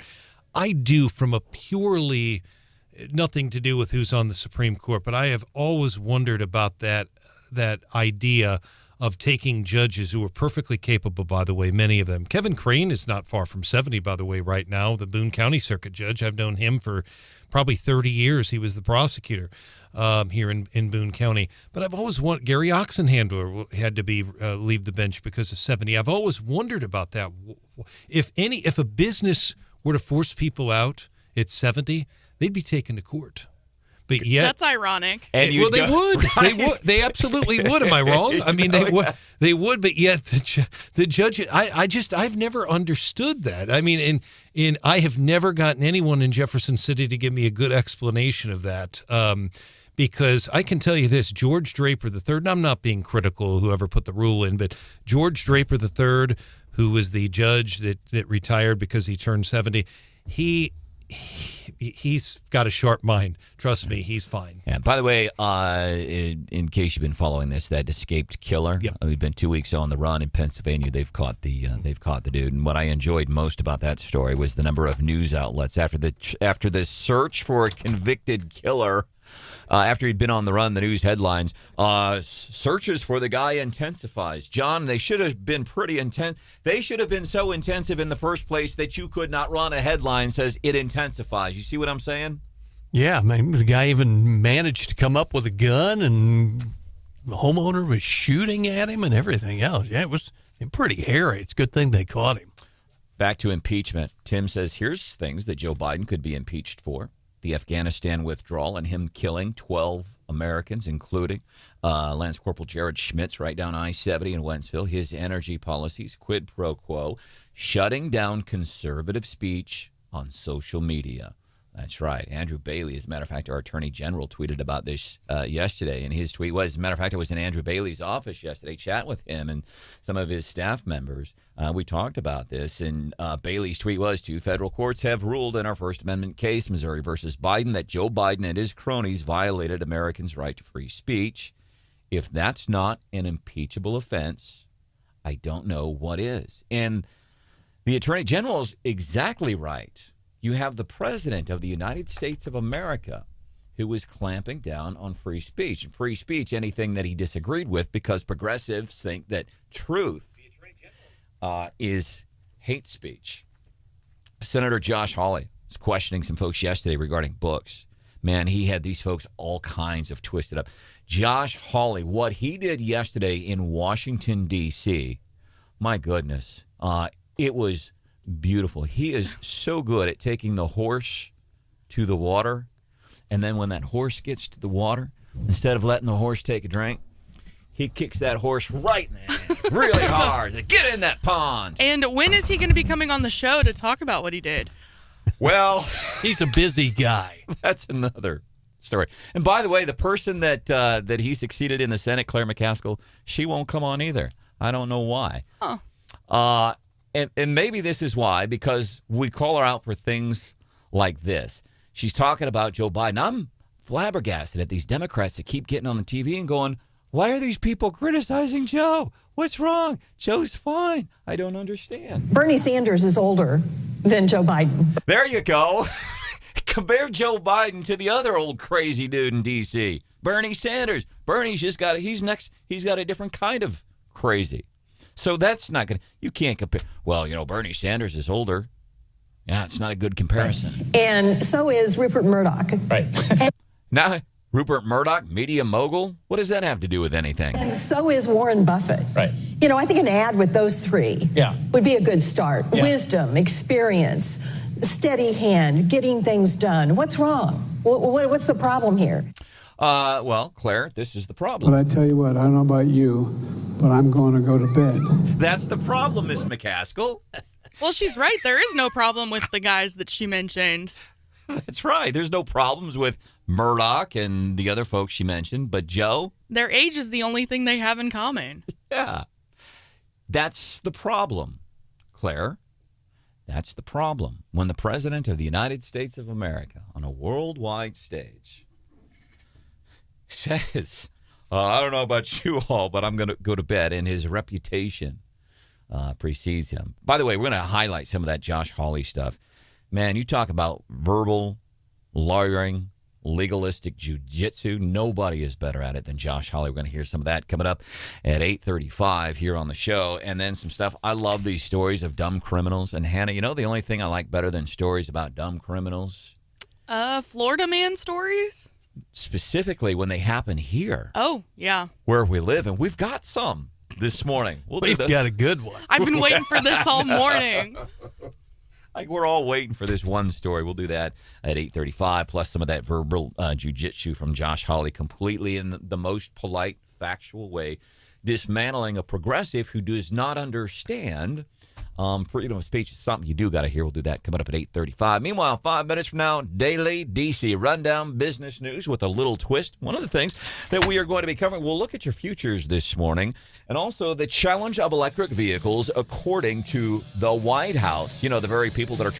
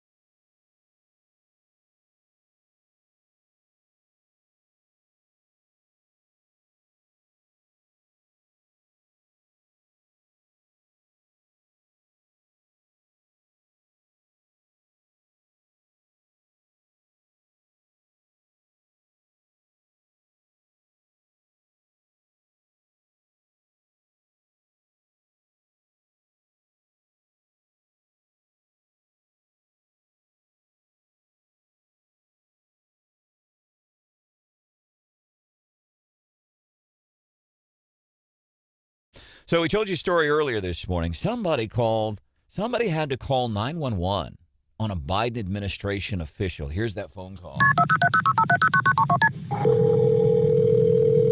Columbia County 911. Hi, I'm calling because I'm in the Grovetown Walmart at the charging station, and there's literally a non-electric car that is taking up the space who said they're holding the space for somebody else, and it's holding up a whole bunch of people who need to charge their cars.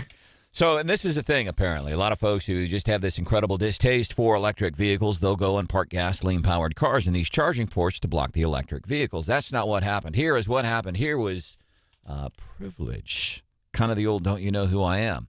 So 911 was called on Jennifer Granholm. She is Joe Biden's energy secretary. She's doing this kind of a not a complete nationwide tour, but doing a big tour. She's got reporters with her, and they're traveling in electric vehicles to show how easy and convenient it is to take electric vehicles on road trips. Yeehaw. Yeah.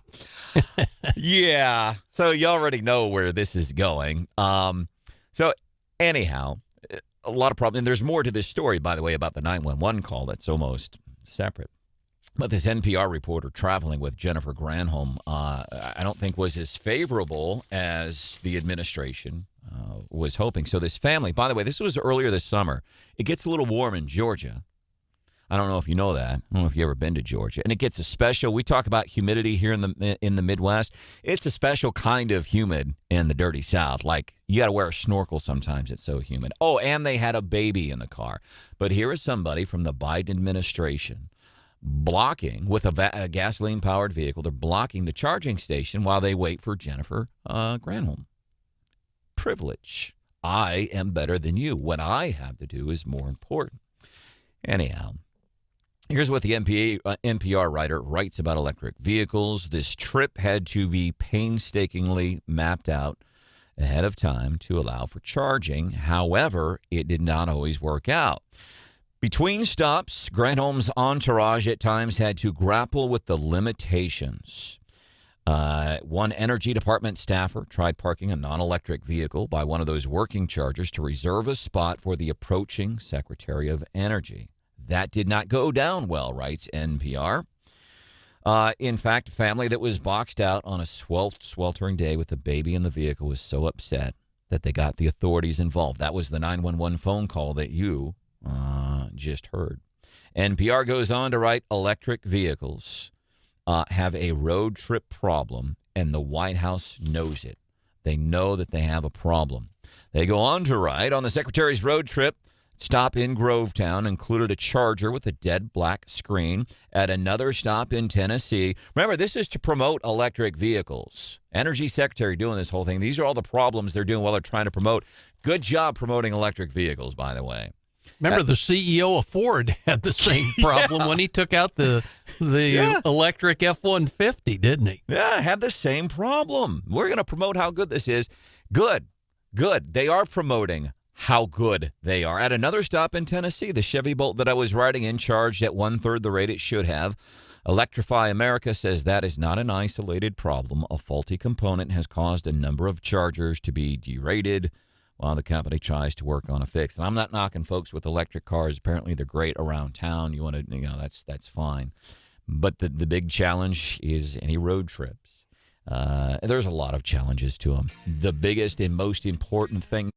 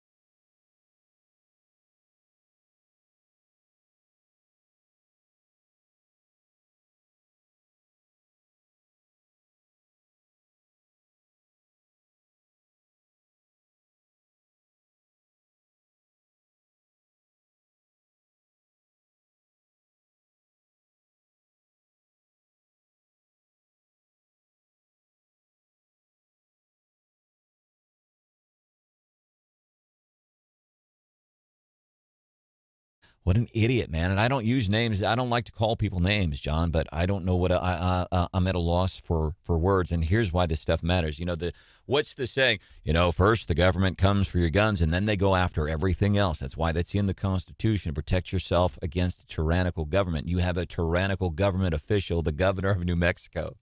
Yeah, what's the old line? The Second Amendment guarantees the First Amendment and all the rest of them. Amen, Brother Marsh. The insanity.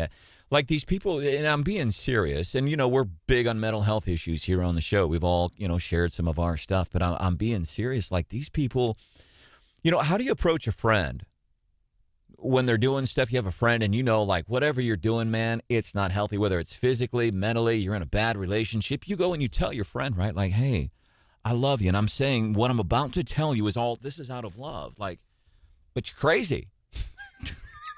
How do you tell somebody that they're sick? How do you do that in love? And so that it's not received as like, hey, this is something we got to get really angry about. Like somebody needs to tell this woman, like, you know, it's wrong.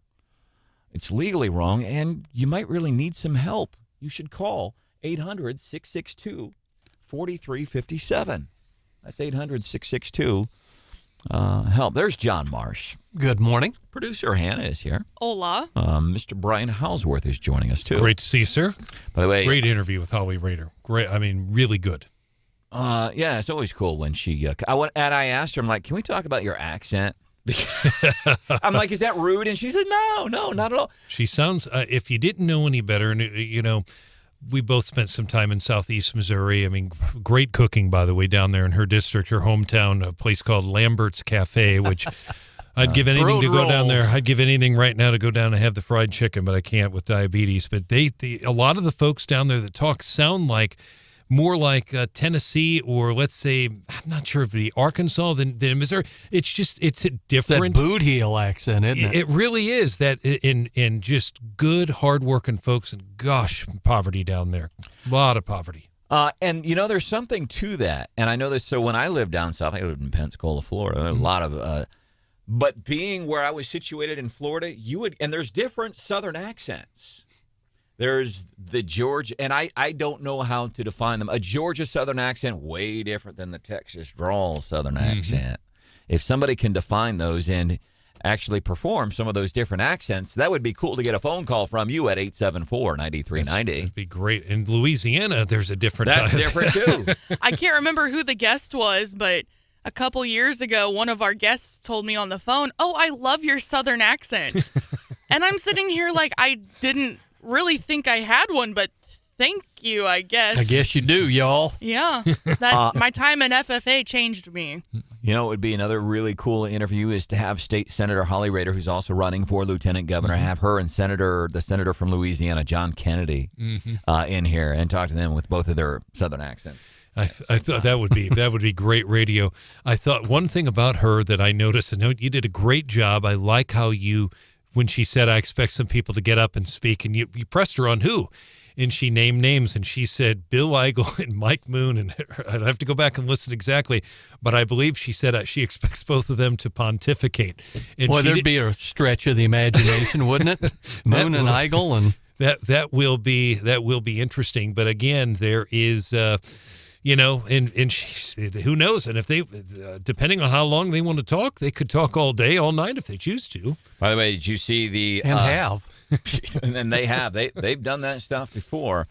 And then did you see the St. Louis Post-Dispatch pontificating on Bill Eigel? This was a story we covered yesterday. Mr. Eigel, actually, I think on the show on Monday. That interview is on our Wake Up Mid-Missouri On Demand podcast. Wake Up Mid-Missouri On Demand anytime, all the time. You can go to 939theeagle.com or kwos.com, but Bill Eigel was on.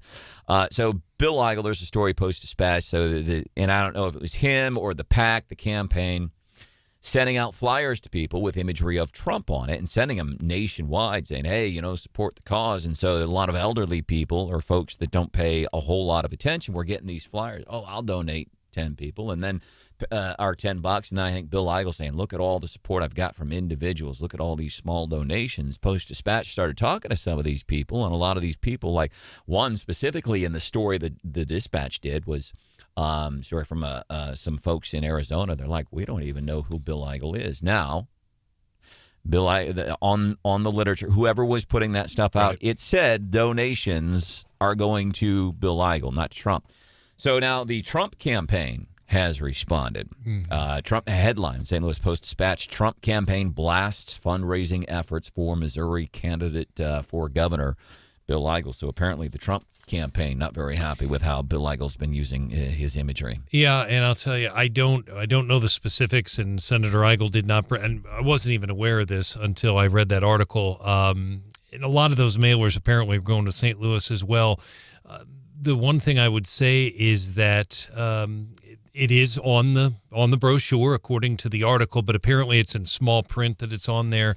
But if you're a Republican candidate in any primary anywhere and former President Trump criticizes you, it depends. I mean, you've pointed out sometimes it doesn't make any difference at all, but it can also hurt a candidate as well. So because President Trump is still very popular, especially in rural Missouri. He really is. Well, and he got involved with the last Missouri Senate race. Yeah, he, gave his endorsement for Eric. Right, exactly. That's exactly right. So, I mean, it's not that far-fetched to say he might give a, recommendation for the governor's race. And if Eigel is, not making Trump very happy, that's not very good for Eigel.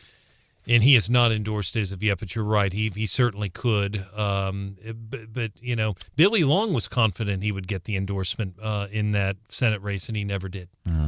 And here's some of the so there's a cease and desist letter. My goodness, powerful language. I'm reading directly from the letter from Trump's campaign to Eigel's folks. If you do not cease and desist this unauthorized use immediately, President Trump and his campaign will make sure everyone knows it. Well, wow. that to me is essentially, well, that's basically saying that it's a threat. It's a political threat that we're going to tell people about it. I think the one of the most powerful things I saw, and threat may not be, what I mean by that. It's basically saying we're going to tell people in Missouri what you're doing. We're going to tell people not to support Bill Eigel for governor. Yeah, is what they're saying. That's exactly right. I mean, that's how I take it. But Senator Rowden, actually, the Senate President pro tem, and I don't think Caleb Rowden and Bill Eigel are on each other's Christmas card list by any means, but Senator Rowden tweeted this, 2 sentences, Brandon. This is what he said, quote, this I thought was powerful. This is from Eigel's colleague last night, quote, President Trump is right. This type of dishonesty should have no place in Missouri politics, end of quote. And then he links to the St. Louis Post-Dispatch story. So Rowden clearly rebuking him as well. And again, Caleb and Bill, they don't get along. Now Eigel distancing himself from the PAC and from this firm. He says confident that any miscommunication issues has been resolved. Josh Hawley yesterday. Man, so there's a hearing regarding books and censorship, books and libraries. Matter of fact, Senator John Kennedy, we played this morning, him reading some messages from the book, and it was incredible from various books, very uncomfortable. So Josh is he's questioning a professor. Her name is Emily Knox, and talking about freedom of speech and if judges or if the government comes in and does this stuff as it relates to First Amendment rights. Check out this line of questioning. That his account would be banned if he did not delete the tweets criticizing Dr. Fauci's approach to mask mandates. These objections, amazingly, this censorship was taken at the direct behest of the federal government, the direct behest of the Biden administration. Professor Knox, is this a violation of the First Amendment? Only a judge can make that determination. And a judge has. Boom! There it is. That's your money shot. She says, well, only a judge can make that determination. And Mr. Holly says, well, a judge has, as a matter Mic drop. Wow. Yeah. Boom. Wow. That's what he really got her on was the Biden administration is the one that was saying that. Yep. She appeared to be caught up based on that soundbite. I don't think she was aware of that, or she got maybe twisted. she got twisted up. That's why Josh Hawley is so good at what he does. He's a litigator. A lot of people did not think he would ever beat Kurt Schaefer when he ran for attorney general. He was a long shot. No one gave him a chance, and he did. didn't serve Attorney General very long, maybe a year and a half or not quite 2 years, but he has, and he's running for re-election. Say it publicly. We'd love to have him back on the show again. Thank you. I appreciate that, Brian. Coming up a few minutes from now, we're going to do some leftovers. There's more. So we've been talking about the story. 911 called on a Biden administration official, Jennifer Granholm, because she sent staffers ahead to block a charging station for an electric vehicle on an electric vehicle tour that went very poorly. We've played the 911 call. There's more to that call that is really worth hearing. We're going to do that coming up about 5 minutes from now in Leftovers. Meanwhile, different bumper music. And I want you to freak out here, all right? Oh, boy. It's a bumper. It's a song you would recognize. Would I, though? Would I really? I think so. Bare Naked Ladies, 1 Week. You know that song? No. I might once I hear it.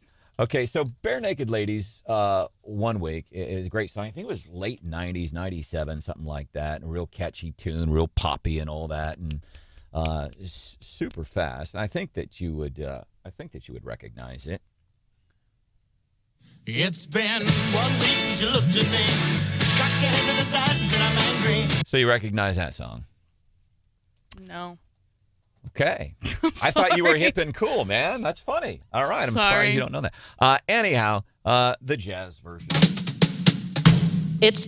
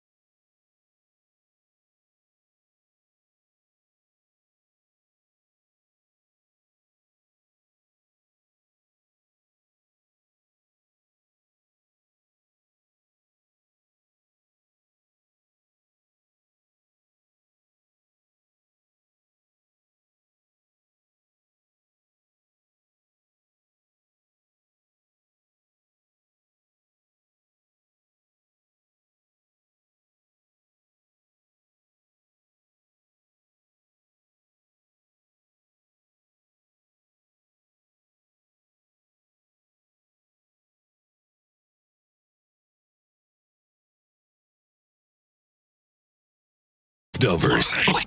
Enjoy. Today, you can start getting your passes for the Tiger Tailgates, the biggest Tiger Tailgate parties. They are back. We're on our third one already. This is prior to the two teams, couple of 2-0 teams going at it, Mizzou, K-State. And what we're doing is we're working with Buffalo Wild Wings, Bud Light, and High Noon. And the Bud Light, it's free, man, all right? And you can go to places like Good Day Farm in Columbia. That's on Forum Boulevard in Jefferson City.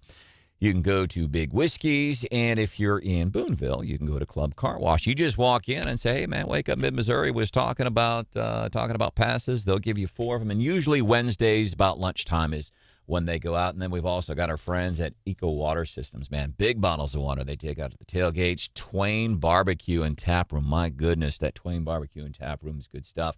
And Hy-Vee. Marsh, you got anything for leftovers? How about the Jefferson City man accused of ramming his car into a gas station so he could steal chocolate milk from the cooler? Brian Duncan arrested on burglary and property damage charges. Happened in the early morning hours yesterday. The break time on West Main in Jefferson City. Cops looked at the surveillance video, saw the car crash into the glass storefront repeatedly. Oh. And the driver went inside, steals drinks from a cooler. The car was found later. They arrested him and found the chocolate milk still in the car. Any suspicion of him being under the influence of anything, or do we know? Yeah. Who knows? Usually that would be the cigarettes and booze being stolen. Chocolate milk, right. Multiple containers, whatever. Officers found 3 chocolate milks still cold to the touch. Wow. There you go. And a wallet with bank cards with the dude's name on them, man. It's one thing to accidentally run your car through a building. It's another thing to put it in reverse and do it again. For chocolate milk? Yeah. I love it. This is almost, to me, up there with the Panty Bandit from Moberly from a couple years ago. What a classic. Or the bus driver who got the mailboxes repeatedly. Yeah. More than once. Sometimes you just have a rough day, man. We should do special edition of Winners and Losers. Something we do every Friday, 35. Like winners, people like this. Yeah, you're a winner. We were talking about Jennifer Granholm. She is the energy secretary. Serves in the Biden administration. Had 911 called on her because she had her entourage try to block one of those electric charging ports. So we've played the 911 call. It's rather humorous. But what happened after that? So is somebody calling and saying, man, they're blocking the port with a gasoline-powered car. You can't do that. And it's hot, and our car's dying. Oh, and we have an infant, and it's Georgia, and it's summertime. But that's privilege from a progressive. So after the operator continues to talk to this woman on the phone who has called 911, and she's asking, well, can you get the plates for us? Okay, I've got a deputy on the way. Can you see the tag number? Oh, they just got here. Go take a picture of the Corolla tag. Go take a picture of the Corolla tag. What are they charging? His phone. Don't touch your phone, yo. Where's my phone? Can you please take a picture? Does it sound like it caused an argument there, Hannah?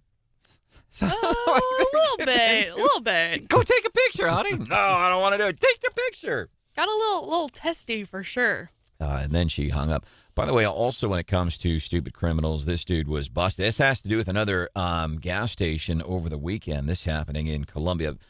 Quick Trip on Clark Lane. And the dude's got, they posted his mugshot. And it looks like he's got a neck tattoo. And it looks almost like it says KFC. I can't quite tell what it says. Hold still so I can try to read it. Does it say K or NFC? KFC? Is that a C or an O? I can't tell. Anyhow, it looks like he's got a big KFC tattoo on his Adam's apple.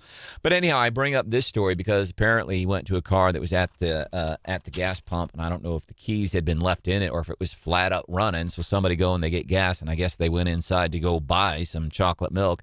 This dude comes by, sees the keys, and then just steals the thing. So mostly just a reminder. And this, by the way, Columbia Police been saying, man, we got a lot of car break-ins and stuff. So all just friendly reminders. Saw this in the Jefferson City News Tribune. That library levy issue last month.